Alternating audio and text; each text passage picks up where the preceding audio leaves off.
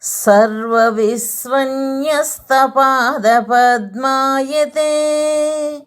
वामहस्तालोल वेदशास्त्रायते ज्ञानसूर्यायते दत्तरूपायते श्रीवेणुगोपालकृष्णाय वन्दनम् श्रीवेणुगोपालकृष्णाय वन्दनम् श्रीवेणुगोपालकृष्णाय वन्दनम्. శ్రీదత్త సూక్తులు. శ్రీదత్త ఉవాచ.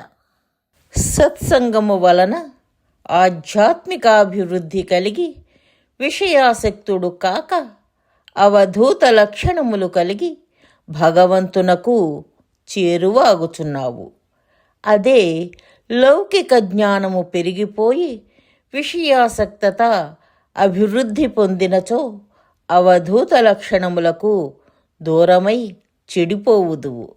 కనుక సత్సంగములో కాలము గడుపుము, లౌకిక ప్రసంగములకు దూరముగా ఉండుము.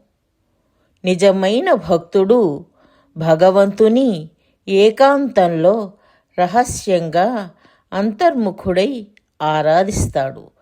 ఏకాంత సేవ అంతర్ముఖత్వము యొక్క అంతరార్థము ఇదే. సంసార భావోద్రేకములను నివారించుము.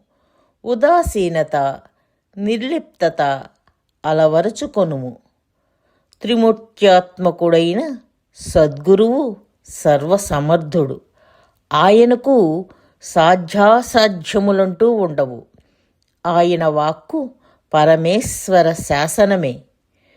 ముక్తి అనగా ఈ సంసార బంధముల నుండి విడివడి నా సేవకుడై నా కార్యక్రమమున పాల్గొనుటయే.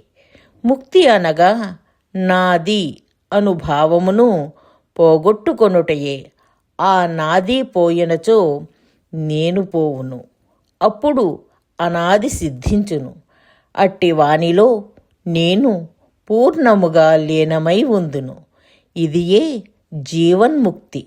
ఇట్లు నా కార్యమున పాల్గొనుటయే నీకు నిజమైన సేవయగును.